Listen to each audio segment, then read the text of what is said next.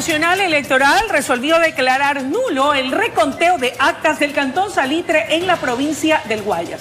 Razones para ello: cómo avanza el proceso de investigación de las irregularidades que oportunamente se denunciaron en torno a las elecciones seccionales. Este y otros temas son los que abordaremos con el vicepresidente del CNE, ingeniero Enrique Pita. Qué gusto que nos acompañe. Buenos días y bienvenido. Gracias, buenos días, a las órdenes. ¿Cuál es su lectura de lo que ocurrió en Salitre y por qué el Consejo Nacional Electoral declaró la nulidad del reconteo de actas? Bien, considero que el Consejo Nacional Electoral hizo lo que tenía que hacer. Realmente el tema de Salitre era un tema que de alguna manera nos avergonzaba a todos los que hacemos la función electoral. Un candidato ganador, claramente ganador, cumplidos los procesos de verificación de las actas inconsistentes, resultados ya formales, el presidente de la Junta Provincial del Guayas accede a un pedido que no está muy claro de parte de quién es, de abrir urnas. No obstante, insisto en que ya esto estaba proclamado de alguna manera. Pero en esa apertura de urnas se dan unos resultados totalmente diferentes a los originales. Lo más grave del asunto es que dos de las actas que se vuelven a abrir, o dos de las urnas que se vuelven a abrir, ya habían sido revisadas en el proceso previo.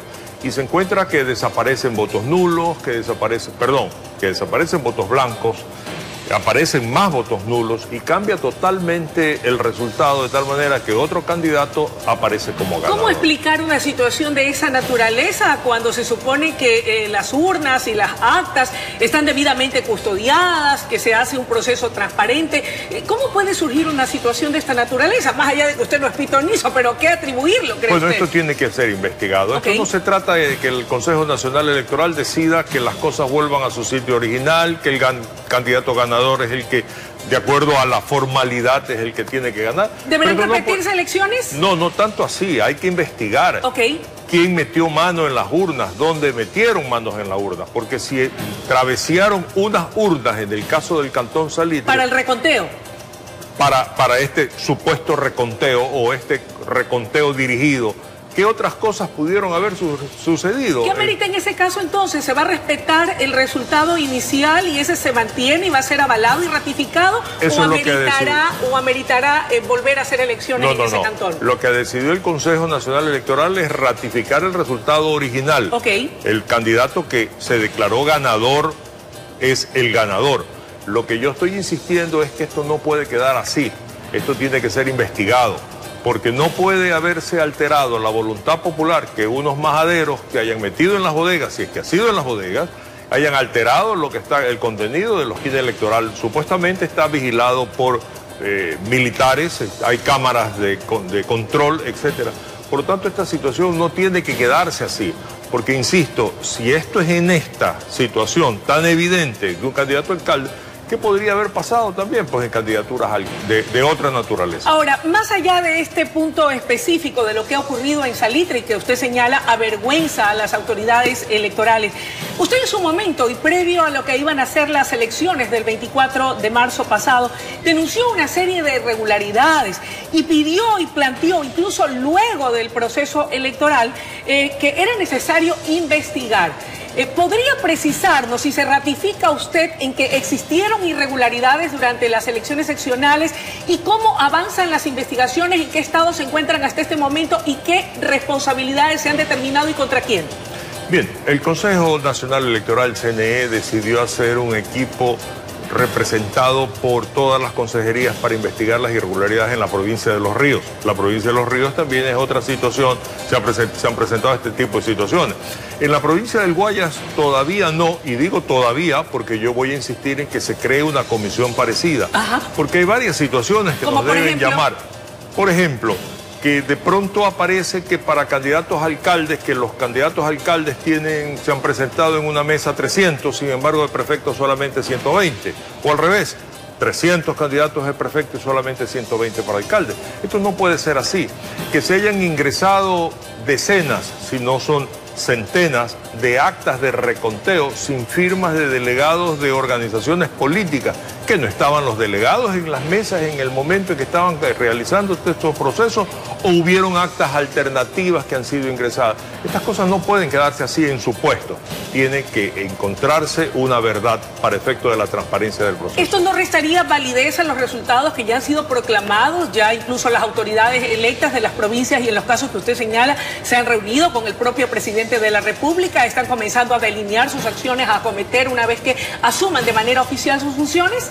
Las consecuencias de estos actos irregulares que los asuman quienes las cometieron. Yo no creo que denunciar o plantear inquietudes respecto a la transparencia del proceso de alguna manera afecta el proceso. Estamos cumpliendo la tarea. Que aquellos que son responsables asuman la responsabilidad y aquellos que en algún momento dado se sientan perjudicados entiendan que la transparencia de un proceso es lo que va a legitimar su triunfo. Más allá de eso, y en virtud de lo que señala, a su criterio personal, como vicepresidente del Consejo Nacional Electoral, ¿cuál es su balance y qué sabor le deja todo lo actuado? Las elecciones seccionales del 24 de marzo y aquellas que debieron replicarse en 6 provincias del país. Lamentablemente creo que ha habido algunas situaciones que no se corrigieron a tiempo, que pueden ser corregidas, no solamente dentro del marco de la ley electoral propiamente dicho, por parte de la organización.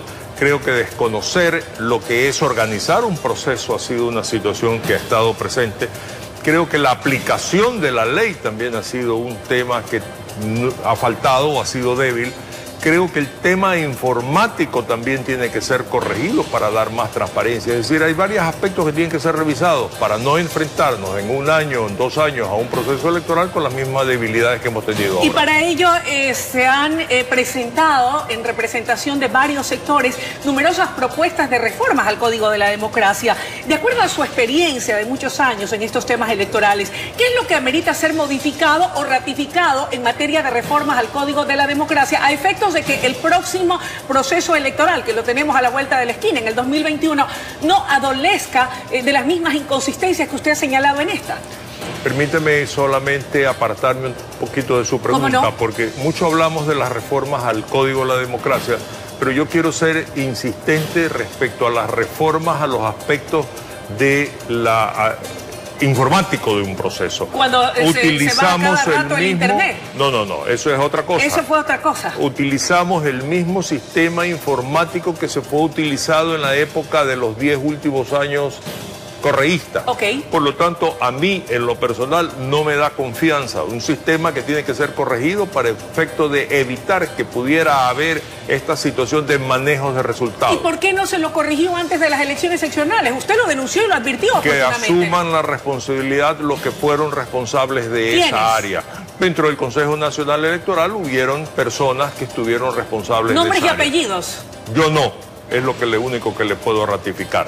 Pero antes de seguir en esa pregunta, y ahora sí me quiero referir respecto al tema del Código de la Democracia. Mire, el tema de la aplicación del método de Hone es perverso porque privilegia a las mayorías. La división por distritos también fue un tema escogido precisamente para favorecer mayorías que aplicando Hone era doble mayoría.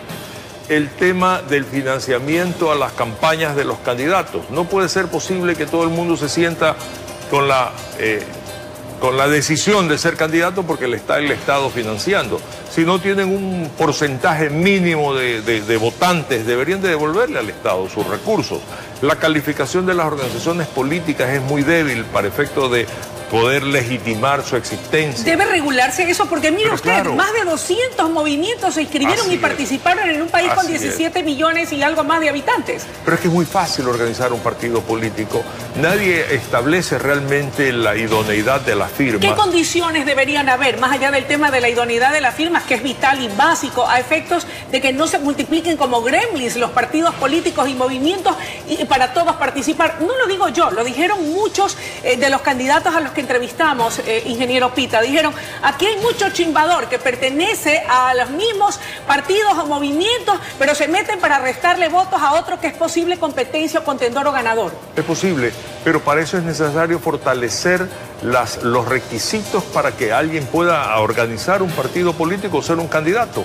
Hasta también los requisitos para ser candidatos. No puede ser que cualquier individuo con solamente cumplir una mayoría de edad y tener unos requisitos muy básicos de estar al día con sus pensiones alimenticias, no tener un juicio ejecutoriado, ya pueda ser candidato. No, señor, hay que demostrar experiencia, hay que demostrar capacidad, hay que demostrar que de alguna manera tiene la idoneidad para desarrollar un puesto público. Pero estas son reformas que son necesarias y urgentes para poder depurar el escenario político del país con gente idónea, capaz, para poder también depurar tanta organización política que se va armando sobre la marcha solamente para satisfacer vanidades de cierta gente que, porque no los toman en cuenta en un partido político, simplemente arman tienda aparte de carácter cantonal, de unas jurisdicciones muy pequeñas, y ya con eso comienzan también a perturbar el escenario político. Ingeniero, debemos cerrar la entrevista, pero no quisiera hacerlo sin que usted me indique, de no hacerse esos cambios, esas reformas, esas modificaciones, ¿qué tendremos en el 2021? Lamentablemente vamos a tener las mismas condiciones en las que nosotros hemos hoy participado en un proceso. Si bien es cierto, es un proceso diferente porque es un proceso del presidente de la República y de asambleísta. Pero también vamos a tener, pues primero, listas muy grandes de candidatos asambleístas, procesos electorales llevados a cabo con un sistema informático que a mí en lo personal me plantea serias dudas y que debe plantearle serias dudas a todos. Un escenario electoral que genera desconfianza de la propia autoridad electoral. Esto no puede ser así, porque eso deslegitima, uno, a quienes ganan, dos, obviamente, a la función electoral. Y eso no podemos permitirlo.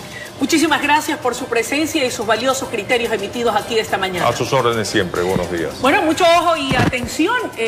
Las opiniones vertidas aquí esta mañana, en resumen, dan cuenta de la necesidad imperiosa, a decir del vicepresidente del Consejo Nacional Electoral, de ir con reformas claras que no dejen lugar a ningún tipo de dudas, sobre todo cuando en el 2021 iremos a elecciones presidenciales y de asambleístas. Importante acometerlas y tarea ahí también para las autoridades electorales y, por supuesto, para la Asamblea Nacional, para ir a la reforma de ese Código de la Democracia. Momento de ir a una breve pausa y enseguida regresamos con mucho más desde la noticia Primera Emisión.